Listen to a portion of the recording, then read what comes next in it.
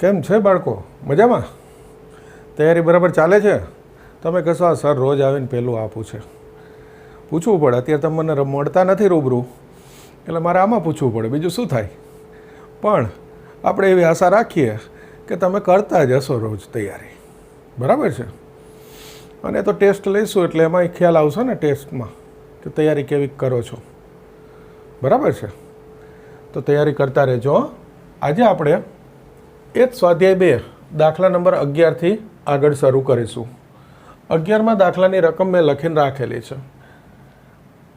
આ F A Z cross ઝેડનો ઉપગણ છે અને એફ આ રીતે આપેલો સંબંધ. તો આ વિધેય છે કે નહીં એ આપણે નક્કી કરવાનું છે. ટૂંકમાં એબીની કિંમત છે એ ઝેડમાંથી લઈ અને આ વિધેય છે કે નહીં નક્કી કરવું છે. તો આપણે ક્રમિક જોડ 1 2 મેળવીએ તો ખ્યાલ આવી જાય કે વિધેય છે કે નહીં. તો 1 2 ક્રમિક જોડ મેળવીએ. જો એની કિંમત ઝેડ ગણમાંથી લેવાની છે, 2 લઉં. બીની કિંમત પણ ઝેડ ગણમાંથી 3. પહેલાં આ કિંમત લઉં, જોજો. A2 B3. તો આ ક્રમિક જોડ મેળવું. AB A પ્લસ B, 2 ગુણ્યા 3, 2 વત્તા 3. અહીંયા મૂકી દીધા એબીની કિંમત. તો આ ક્રમિક જોડ થશે 6 5 થશે.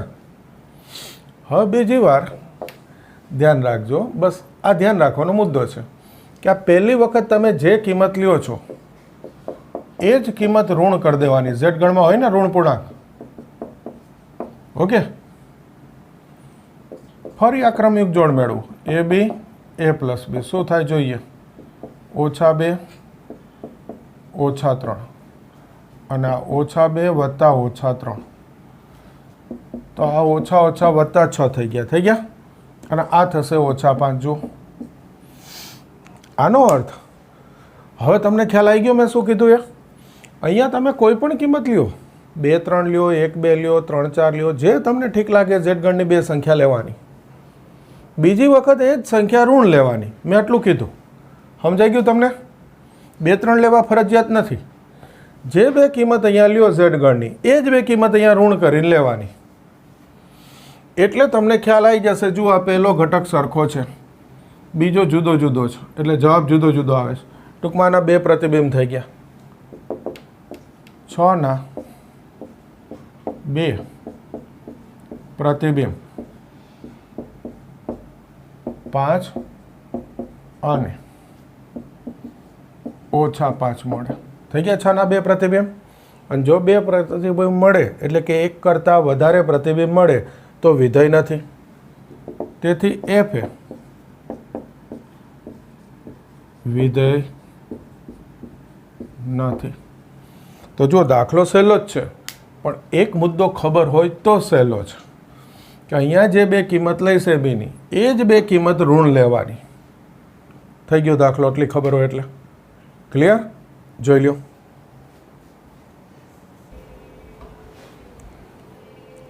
ઓકે, જોજો 12મો દાખલો.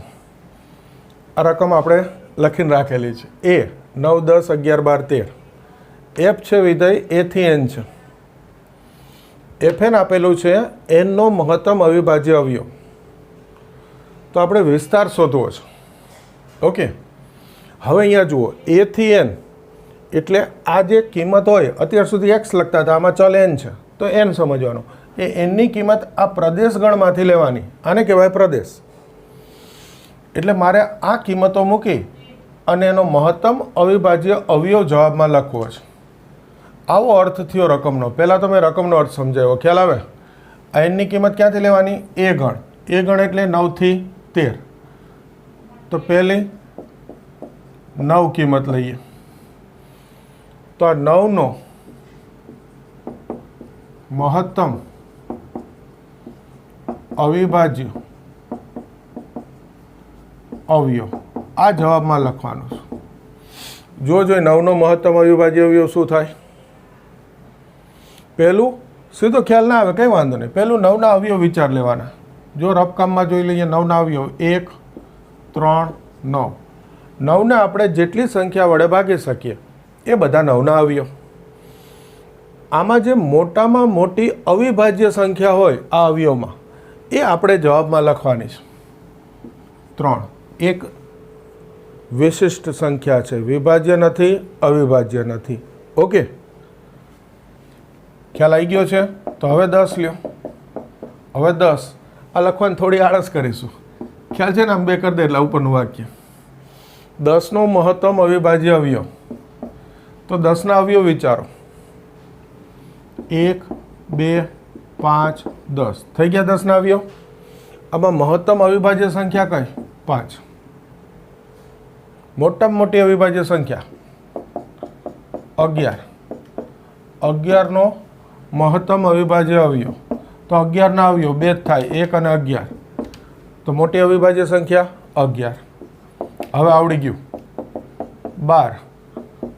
12નો મહત્તમ અવિભાજ્ય અવયવ. તો 12ના અવયવ 1, 2, 3, 4, 6, 12.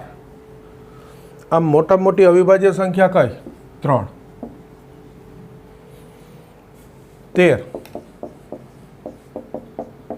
13નો મહત્તમ અવિભાજ્ય અવયવ. 13ના અવયવ 2 જ હોય, 1 અને 13. તો અવિભાજ્ય સંખ્યા 13. તો આ જવાબ આવે છે વિસ્તાર. જોજો કેટલા જવાબ આવે છે? 3, 5, 11. આ 3 તો આવી ગયા, 13. તો આ થઈ ગયો વિસ્તાર. સહેલા જ દાખલા છે. આજે લગભગ બધા દાખલા સહેલા છે. જોઈ લ્યો.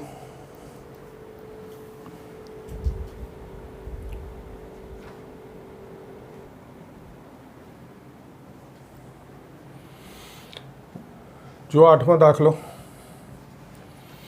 એફ આટલી ક્રમિક જોડ આપેલી છે. આ ઝેડ થી ઝેડનું વિધેય છે અને વિધેય છે fx બરાબર ax પ્લસ બી. તો આ એ અને બી શોધવો છે.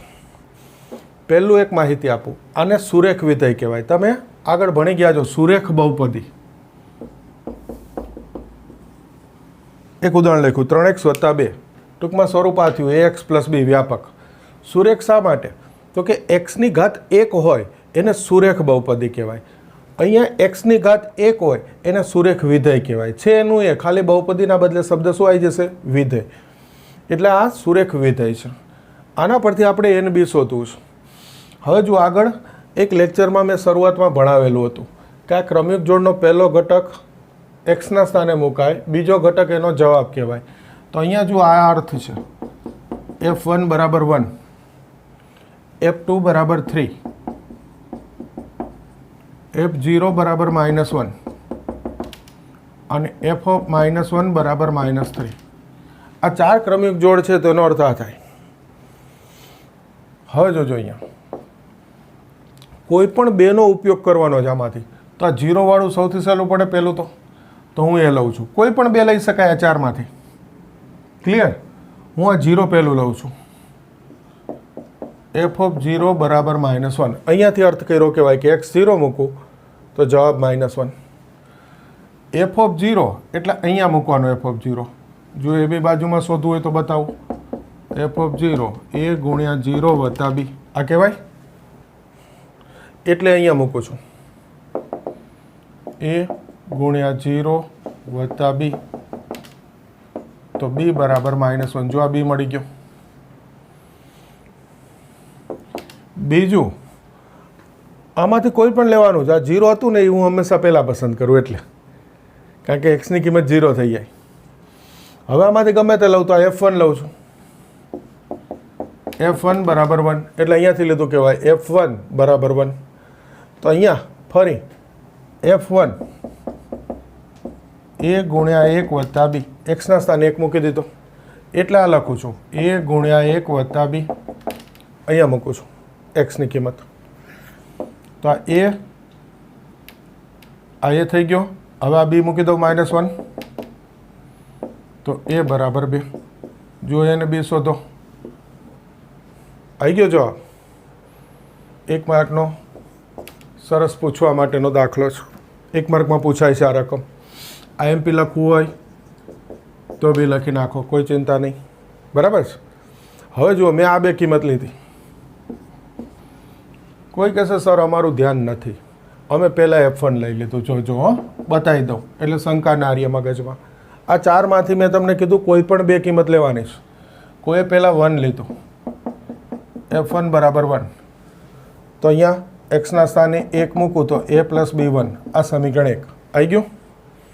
હવે F2 લેશે કે આ F2 બરાબર 3, અહીંયાથી લીધું કહેવાય. F2 બરાબર 3, આ પહેલી બીજી જોડ લઈ લીધી. તો અહીંયા એક્સના સ્થાને 2 મૂકવું. હવે તો ખ્યાલ આવ્યો, 2a પ્લસ b 3, આ સમીકરણ 2. અહીંયા એક્સના સ્થાને 2 મૂકી દીધા એટલે F2 2a પ્લસ b. હવે તો ખ્યાલ આવે. આ બે સમીકરણ ઉકેલ નાખો.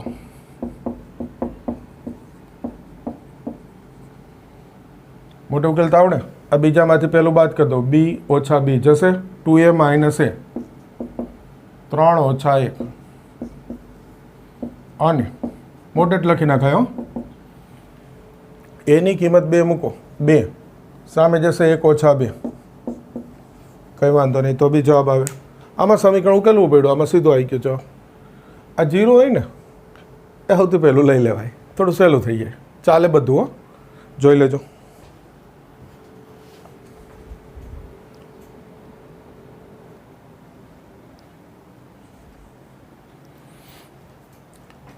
છેલ્લો દાખલો જે ગણેલો છે ને આપણા 8મો, એવું જ એક ઉદાહરણ છે 20. એટલે આ પણ આઈએમપી, આગળનો દાખલો આઈએમપી, તો આ પણ આઈએમપી. અને રકમ તો એની જ છે. જો આ એપ તો આ 4 જ ક્રમિક જોડો હતી 8મા દાખલામાં. આમાં રકમ આ રીતે આપેલી છે કે આ સુરેખ વિધેય છે. તો એ સુરેખ વિધેય fx હતો. એટલે ફેર શું પડે, આપણને સુરેખ વિધેય શું એ ખ્યાલ હોવો જોઈએ. મેં આગળ સમજાવી દીધું. સુરેખ વિધેય ધાર લેવાનું. ધારો કે fx બરાબર ax પ્લસ b. આ સુરેખ વિધેયનું વ્યાપક સ્વરૂપ છે, ax પ્લસ b. બસ આટલું. બાકી તો જે છે આગળનું જ. છતાં ફરી એકવાર કરાવી દઉં. f0. હવે આગળના દાખલામાં હાલ જોયું કે આ કિંમત મૂકું તો આ જવાબ, એટલે રફકામ નથી બતાવતો. f0 બરાબર -1. તો f0 એટલે અહીંયા x ની કિંમત 0 મૂકું એટલે f0. તો અહીંયા 0 મૂકું એટલે a ગુણ્યા 0 વત્તા b.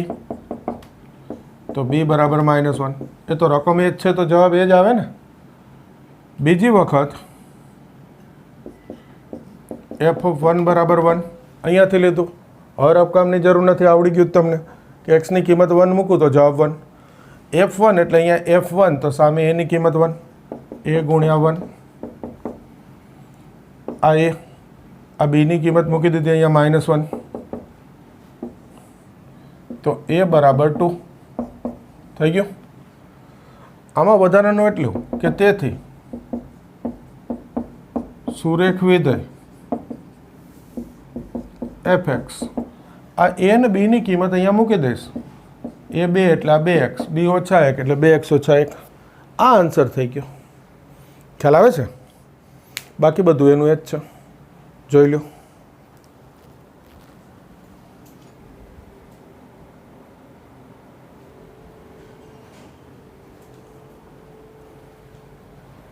જુઓ, આપણે જેટલી થિયરીના મુદ્દા ચલાવેલા હતા એ બધી રીતના દાખલા પૂરા થઈ ગયા. હવે એક છેલ્લો થિયરીનો મુદ્દો બાકી છે, વાસ્તવિક વિધેયો પરની બેઝિક ક્રિયાઓ. ટૂંકમાં બેઝિક ક્રિયા. વિધેય તો બધા વાસ્તવિક જ આપણે ભણેલા છે, એટલે સીધું ટૂંકમાં શું કહી દઈએ, વાસ્તવિક વિધેયો પરની બેઝિક ક્રિયા. તો ટૂંકમાં બેઝિક ક્રિયાઓ ભણવાની છે બે વિધેયની. પહેલું શબ્દ જ સારો છે હો, બાકી ખરેખર સાવ સહેલી વસ્તુ છે. ધ્યાનથી જોજો. બે વિધેયોનો સરવાળો. હા, અહીંયા એક વસ્તુ લખતા ભૂલી ગયો, તો અહીંયા લખી દઉં છું. x ઉપગણ r. શું લખ્યું અહીંયા બતાવું છું. બે વિધેયોનો સરવાળો. તો કે પહેલું વિધેય f x થી r હોય અને બીજું વિધેય g એ પણ x થી r હોય. ટૂંકમાં x એટલે આ બંને વિધેયનો પ્રદેશ. એ જે હું લખું છું એ આરનો ઉપગણ છે. ટૂંકમાં જે ગણ છે એ આર ગણનો જ કોઈ ઉપગણ છે. ટૂંકમાં વાસ્તવિક સંખ્યાઓનો ગણ છે કંઈક. ઓકે, બધા માટે કોમન છે એટલે ઉપર જ લખી દીધું, દરેકમાં લખવું નહીં. આ એફ અને જી બે વિધેય હોય, તમને કહેશે F plus G of X. આપણે F plus G of X શોધવું હોય તો આનો અર્થ થાય F X plus G X. F plus G of X, તો આનો અર્થ શું થઈ ગયો? F X plus G X. Okay, બે વિધેયનો સરવાળો. તો કે સામે પણ બે વિધેયનો સરવાળો, બીજું કંઈ નથી હો, સરવાળો કરી દેવાનો એ અર્થ છે. બીજું, બે વિધેયોની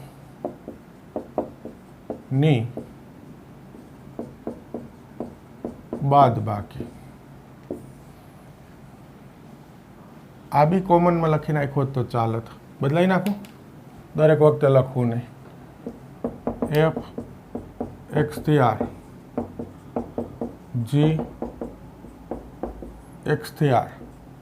ઓકે, એ બધું કોમન એટલે અહીંયા નહીં લખતો, સીધી બાદબાકી. F minus G of X, F X minus G X, બે વિધેયોની બાદબાકી. ત્રીજું,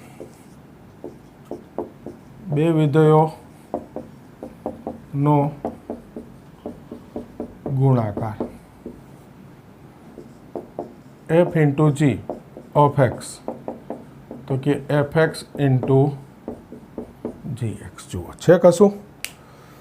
સરવાળો, બાદબાકી, ગુણાકાર. અને ચોથી છેલ્લી,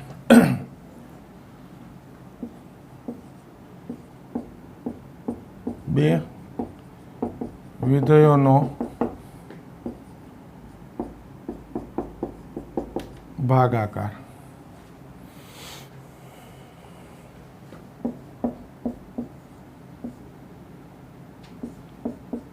F upon G of X, તો કે F X upon G X. આવું એક આગળ આપણે સમય વિધેયમાં જોયું હતું, યાદ હોય તો તમને મેં લખ્યું હતું F X upon G X. અહીંયા કહેવાય બે વિધેયોનો ભાગાકાર. તો એક શરત હતી, ખાસ ધ્યાન રાખજો કે જો હું આ બે વિધેયનો ભાગાકાર કરું તો મારે ધ્યાન રાખવું પડે કે G X is not equal to 0. G X 0 ના થાય એવી જ એક્સની કિંમત લેવી પડે.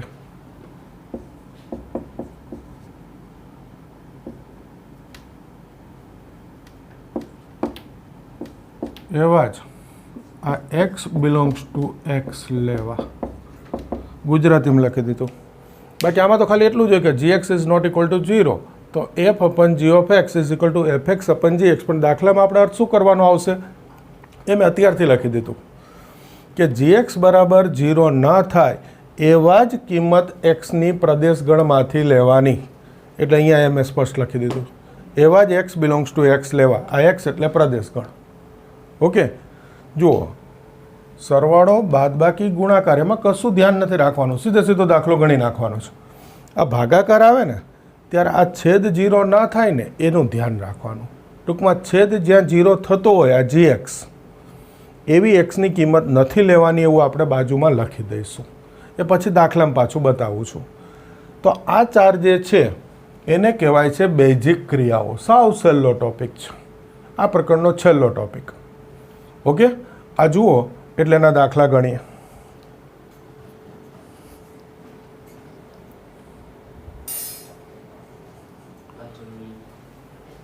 જો હવે બેઝિક ક્રિયાનો દાખલો જોઈએ. કંઈ નથી હો, સાવ સહેલા દાખલા છે, પણ ક્યારેક 2 માર્કમાં આ બી પૂછાય છે. આ એફ એક્સ અને જી એક્સ, આપણે ચારે ચાર બેઝિક ક્રિયા જોઈએ છીએ, સરવાળો, બાદબાકી, ગુણાકાર ને ભાગાકાર. તો પહેલું સરવાળો, F plus G of X, તો સામે શું લખવાનું? F X plus G X. X વર્ગ, આ એફ એક્સ એટલે એક્સ વર્ગ મૂકી દીધો, જી એક્સ એટલે 2x + 1 મૂકી દીધા. બીજી F minus G of X, તો F X minus G X. F X એટલે એક્સ વર્ગ માઇનસ જી એક્સ એટલે 2x + 1 માઇનસ ગુણાઈ દો. આ F minus G of X આવી ગયું. આ નવું વિધેય કહેવાય હો, ખરેખર આ નવું વિધેય છે. F into G of X, તો F X into G X. F X એટલે એક્સ સ્ક્વેર, જી એક્સ એટલે 2x વત્તા 1. આ ગુણાઈ દઉં તો 2x ઘન વત્તા એક્સ સ્ક્વેર. આ નવું વિધેય થઈ ગયું. અને છેલ્લું F upon G of X, તો F X upon G X. F X એટલે એક્સ સ્ક્વેર, જી એક્સ એટલે 2x વત્તા 1. થઈ ગયો ભાગાકાર. જુઓ, સરવાળો બાદબાકી ગુણાકાર કશું જ ધ્યાન નથી રાખવાનું, સીધે સીધો જે આવે જવાબ છે. ભાગાકારમાં મેં તમને કીધું એક ધ્યાન રાખવાનું છે, આ છેદ છે. જુઓ જોઈ, એ છેદ બરાબર 0 લખું, આ છેદ, તો 2x બરાબર શું થાય? -1. તો x બરાબર શું આવે? -1/2 આવશે. આનો અર્થ એવો કરી શકાય કે એક્સની કિંમત -1/2 હોય ત્યારે આ 2x વત્તા 1 0 થાય. ઊંધું, આ 2 એક્સની જગ્યાએ -1/2 વત્તા 1 અહીંયા મૂક્યા, આ 2 જશે, થાય ને 0. તમારી સામે નથી એટલે હવે મને એમ થાય કે તમને સમજાણું કે ના સમજાણું, એટલે પછી એવું બી લખીને બતાવી દઉં, સહેલું હોય તો બી. તો એનો અર્થ આ છેદ જે છે એ x બરાબર -1/2 માટે 0 થાય છે. તો અહીંયા લખવું પડે x is not equal to -1/2. બોલો, ખ્યાલ આવે? ભાગાકાર આવે ત્યારે છેદ જેના માટે 0 થતો હોય એવી એક્સની કિંમત નથી લેવાની, એવું બાજુમાં લખીને બતાવી દેવાનું. બસ આટલું જ છે. આ લખવાનું જો તમે ભૂલી જાઓ તો એનો માર્ક કપાય જ. એટલે અહીંયા ધ્યાન રાખવાનું છે. ક્લિયર? જોઈ લેજો.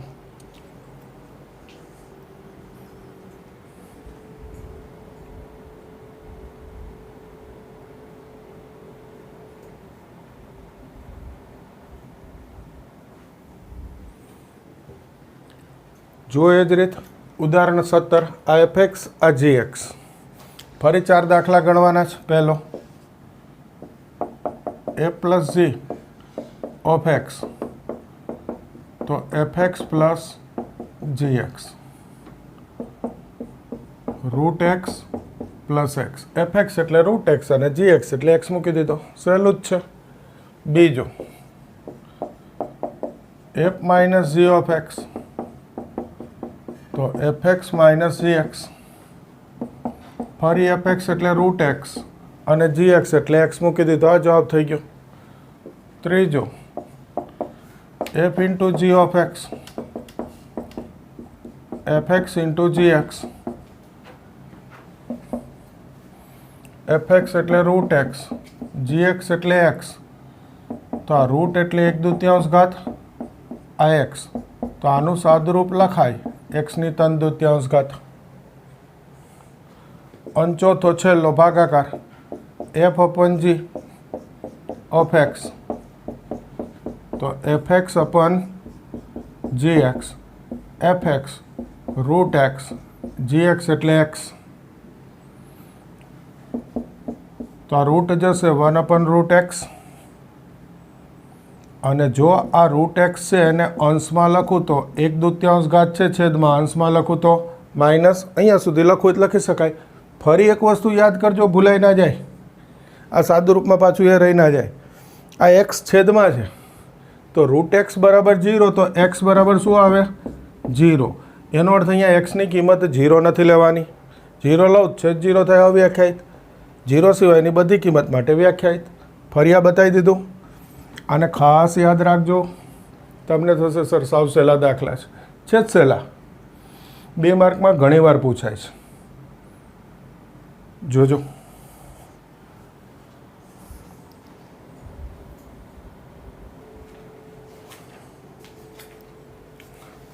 ઉદાહરણ 21,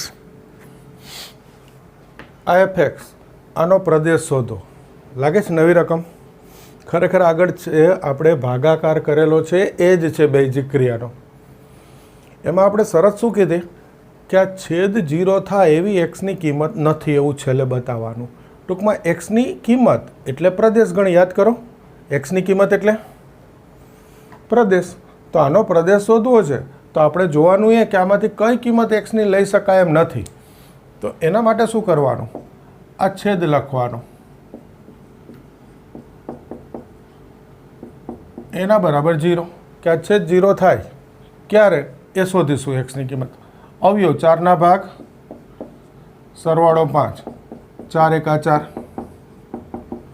તો 5x બે ભાગ લખી નાખ્યા, ઓછા 4x ઓછા x. અવયવ તો આવડતા જશે. 4 ભાગ સરવાળો 5, તો કે 4 એકા 4 એટલે 5 બે ભાગ. આ પહેલા બેમાંથી x સામાન્ય, x ઓછા 4. આ ઓછા 1 સામાન્ય, x ઓછા 4. આ x ઓછા 4 સામાન્ય, x ઓછા 1. તો કે આ x ઓછા 4 બરાબર 0, અથવા આ x ઓછા 1 બરાબર 0. તો x બરાબર 4, અથવા એનો અર્થ એક્સની બે કિંમત 1 અને 4, એના માટે આ છેદ 0 થાય. તેથી પ્રદેશ આર ગણની બધી સંખ્યા લેવાય. કઈ બે સંખ્યા ના લેવાય? 1 અને 4. એ બે બાદ બતાવી દેવાની. આટલો દાખલો 2 માર્કમાં બી પૂછાય છે અને આ દાખલો 1 માર્કમાં બી પૂછી શકાય. અને પૂછી શકાય નહીં, પૂછે જ છે સ્કૂલોમાં, એટલે આને આપણે આઈએમપી કહી શકીએ. આવો જ બીજો દાખલો સ્વાધ્યાયમાં છે. પહેલાં આ જોઈ લ્યો.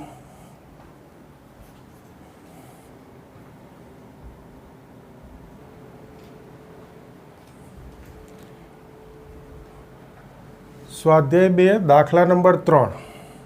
આ છેલ્લો દાખલો આ રીતનો ટેક્સ્ટ બુકનો. આનો પ્રદેશ શોધવો છે. રીત તો હવે તમને ખ્યાલ આવી ગઈ. આગળનો દાખલો આપણે એમપી કીધો તો આ એની રીત છે, તો આ એમપી જ થાય. બરાબર છે. આ છેદ 0 થાય એવી કિંમતો નથી લેવાની. તો આ છેદ બરાબર 0. અવયવ તો આવડે જ છે. 12 ભાગ સરવાળો 8, 6 દુ 12. તો 8 બે ભાગ પાડી દીધા આપણે, 6 અને 2. આ x સામાન્ય, x ઓછા 6. આ બેમાંથી ઓછા 2 સામાન્ય, x ઓછા 6. આ x ઓછા 6 સામાન્ય, x ઓછા 2. તો આ x ઓછા 6 બરાબર 0, અથવા x ઓછા 2 બરાબર 0. તો આ x બરાબર 6 અથવા x બરાબર 2. ટૂંકમાં આ બે કિંમત 2 અને 6 માટે આ છેદ 0 થાય છે. તો પછી પ્રદેશ શું લખી નાખીશું? આર ગણની કોઈ પણ કિંમત લેવાય. બે કિંમત નહીં લેવાની. કઈ બે નહીં લેવાની? 2 અને 6. તો એ બે બાદ કરી દીધી. બોલો, ખ્યાલ આવે?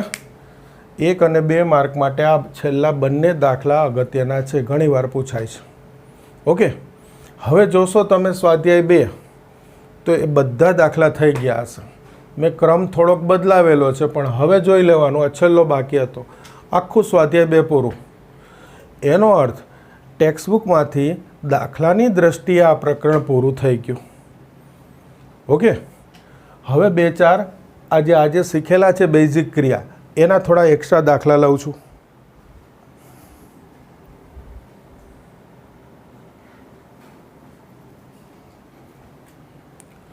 જુઓ, પહેલો એક દાખલો લઉં. આ બેઝિક ક્રિયાનો જ ઉપયોગ કરું છું.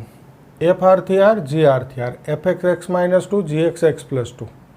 ઓકે, હવે આમાં રકમ બનાવીશ. જોજો, પહેલો હું તમને કહું એફ -g ઓફ 2 શોધો. આ પહેલી રકમ જોજો. તો પહેલાં તમારે શું કરવાનું? f - g of x is equal to fx - gx. આ તો આવડે છે. fx મૂકી દો x -2, gx મૂકી દો x +2, -x -2. તો x તો જશે -4. f - g of x આ એક્સના બદલે હવે આ કિંમત મૂકી દેવાની 2. હવે સામે તો એક્સ છે જ નહીં, એક્સ હોય તો 2 મૂકું તો આનો જવાબ બી શું થઈ ગયો? -4. આને કહેવાય અચળ વિધેય. યાદ કરજો, આ અચળ સંખ્યા આવી ગઈ સામે જવાબમાં. હવે અહીંયા એક્સની કિંમત ગમે તે મૂકું, જવાબ શું થાય? -4 જ. તો અચળ વિધેય. આમાં બીજી રકમ પૂછું, a + g of 2 શોધો. હવે જુઓ, આ બી પાછું 2 રીતે થાય. પહેલાં મેં તમને બેઝિક વિધેયની રીત જ બતાવી કે ભાઈ બાદબાકીથી વિધેય મેળવી લેવાનું, છેલ્લે કિંમત મૂકવાની. હવે કોઈ એવું કહે કે સર પહેલાં અમે કિંમત શોધી લઈ તો ચાલે. આ જે કિંમત હોય ને શોધી લેવાની. f2 2 - 2 0 અહીંયા મૂકી દીધું. g2 2 + 2 4. આ જે કિંમત હોય એ આ બંને માટે શોધી લેવાની પહેલાં જ. ખ્યાલ આવી ગયો ને? હવે આપણે લખીશું a + g of x, તો કે fx + gx.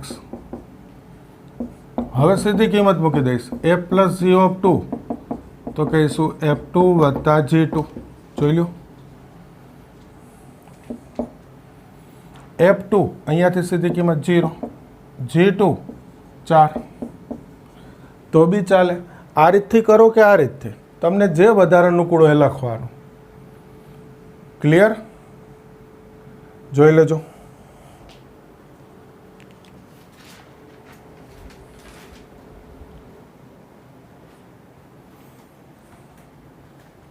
જો બીજો દાખલો, fx gx અને hx આ બેનો ગુણાકાર. તો x MCQ છે. જોજો, છે કશું નહીં, એકદમ સહેલું, આપણને ખબર પડવી જોઈએ. આ hx એટલે fx × gx. હવે fx એટલે x અને gx એટલે 1/x. તો આ તો 1 થઈ ગયો hx. હવે આમાં એક્સની કિંમત તો ગમે તે લઈ શકું. જુઓ, જવાબ તો 1 જ થયો. એટલે તમને પહેલી દ્રષ્ટિએ શું દેખાય? x belongs to r. મેં કીધું હમણાં અચળ વિધેય છે, આગળના એક દાખલામાં આવેલું હતું.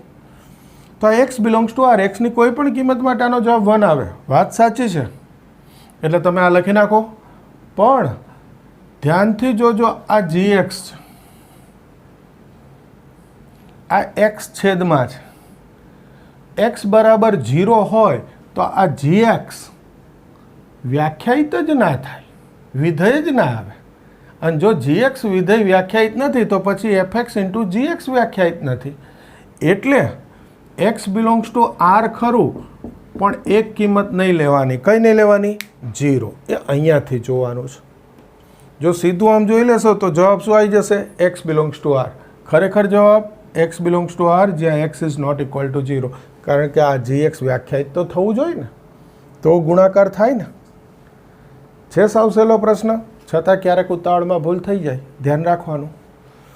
આવા 2 દાખલા આપણે સ્વાધ્યાયમાંથી લીધા. એવો ત્રીજો દાખલો કે આનો પ્રદેશ શોધો. તો આ છેદ બરાબર 0 લખું. 6 ભાગ બાદબાકી 1, 3 દુ 6. તો આ -3x + 2x, આ -1 ભાગ -3 + 2 થઈ ગયા -1. આ બેમાંથી x કોમન, આ બેમાંથી +2 સામાન્ય. આ x - 3 સામાન્ય.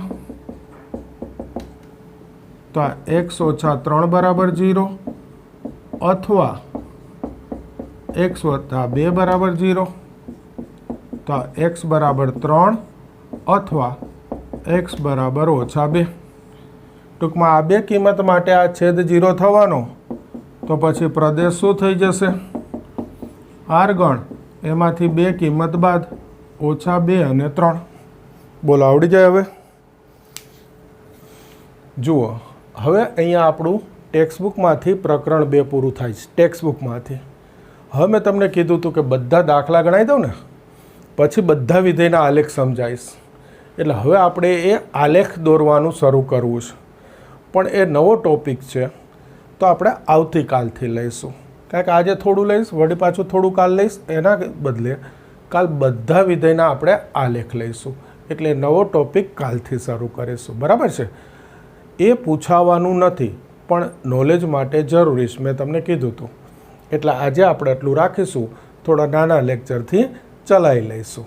ઓકે, આટલું તૈયાર કરી દો.